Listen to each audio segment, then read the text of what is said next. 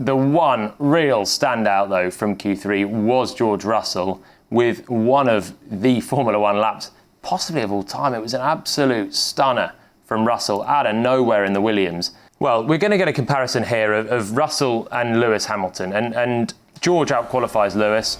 Williams with a Mercedes engine against Mercedes with a Mercedes engine.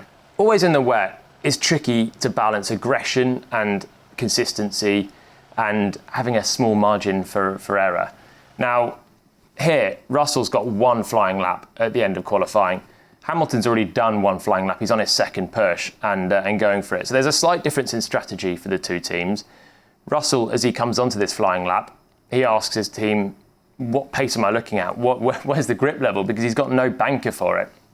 So the team tell him what Hamilton's done so far, and he knows roughly what to expect, considering he's already done laps to get through Q1 and Q2, and so he knows roughly the sort of pace that he should do in comparison to that. But it's just one shot for him, maybe slightly better tyres as a result.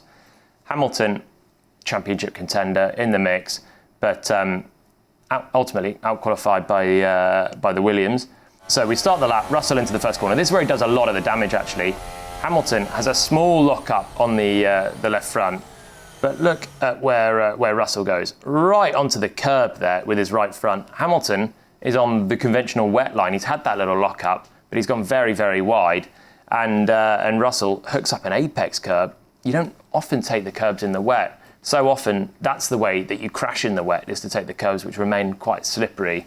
But Russell's gone for it. And that line through turn one has given him a lot of lap time over Lewis Hamilton. Max Verstappen was somewhere in the middle there. You got Russell right on the inside, Hamilton on the outside, and Max went pretty much down the middle there for his pole lap. Anyway, we come up towards Eau Rouge. George slightly putting a wheel on the curb on the left part, but so does Lewis through here.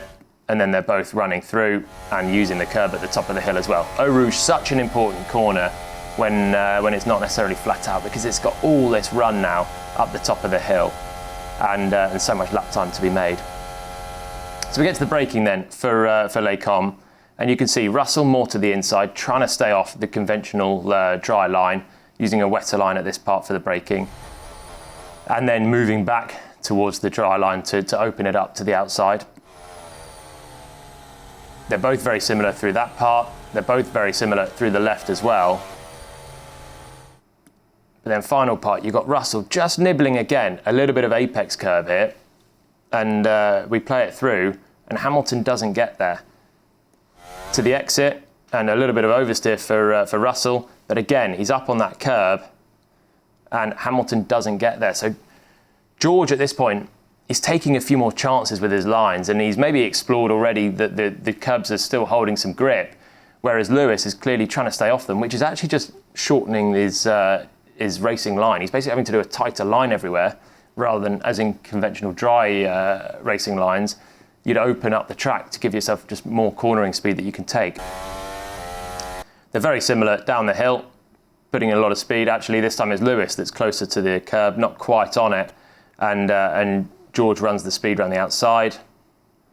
They're both going to use this on the outside here. Russell right up towards the green, but Lewis is also out there as well. And then we're up to Pouhon. Really quick left-hander here in the middle of the lap. And again, you've got George putting those right-hand tyres on the curb on the first part, whilst Lewis just holds it off there, tightening the line again. And then once again through the second part, just a nibble of the curb from Russell, and Hamilton's quite a way off at that point. Fagnes chicane, and actually Lewis is quicker now pretty much for the rest of the lap than George. It's a tale of two halves between the two. George has done a really, really strong first half of the lap, and now Lewis is pulling it back. He's using a bit of curb there on the exit of Fagnes, and now we get to Stavelot. Through there, once again, a little bit of curb from Russell on the left, a little bit still from Hamilton there as well. This now an important corner, big run coming up to bus stop, and once again Russell using a bit of curb on the outside, opening up that line, and Hamilton stays off it.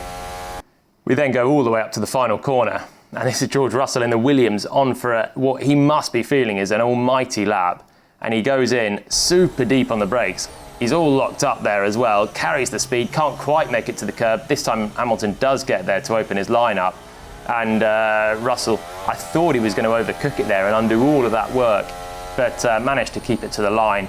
And it's a terrific lap, out-qualifying Lewis Hamilton. Provisional pole position, beaten only by Max's lap just a little bit later.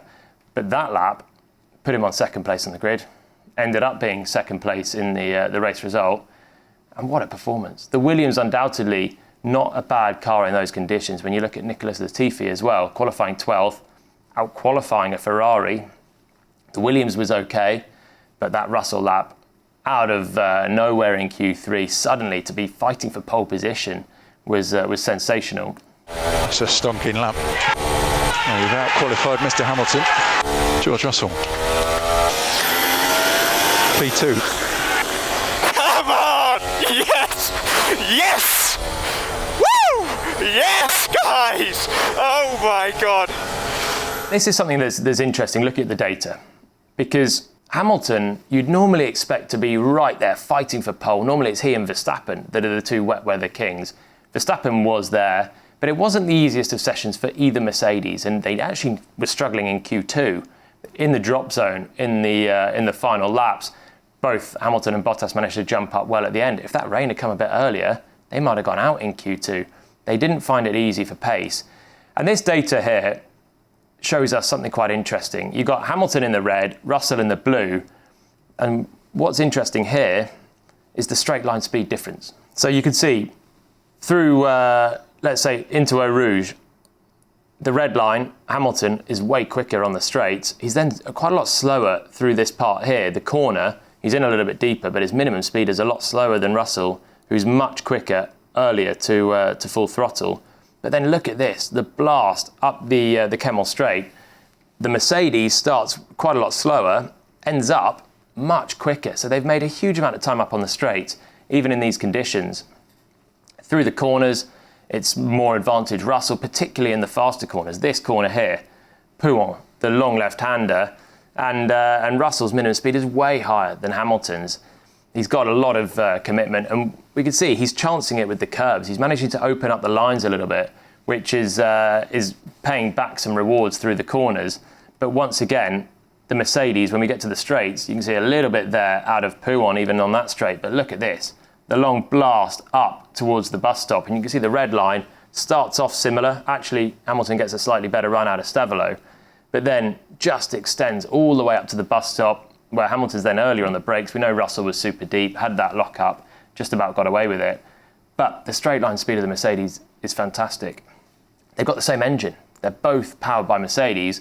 So why is the Mercedes straight line speed so good? Well, presumably they're running much less downforce. And downforce is so critical in wet conditions. It's the sort of thing that normally in Spa is a big trade-off. Do you want to run lower downforce or higher downforce? You've got the first and the third sector that needs to be low. The middle sector needs to be higher for the corners.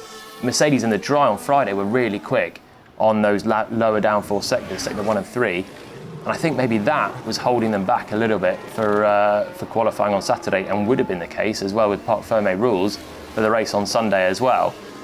In the wet, you need the downforce. It just helps to give you the grip.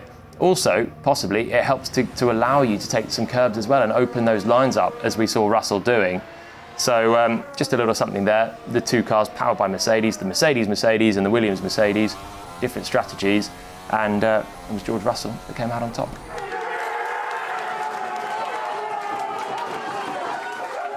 So that was a look into the fantastic lap of George Russell on Saturday. Put him on the front row, earned him the podium in the end. But there was other action on Saturday as well. Lando Norris, big crash when it could have been him who had a great chance. Problems for Sergio Perez going to the grid. And we also look at why the race just could not go ahead on Sunday. Check it out on F1 TV.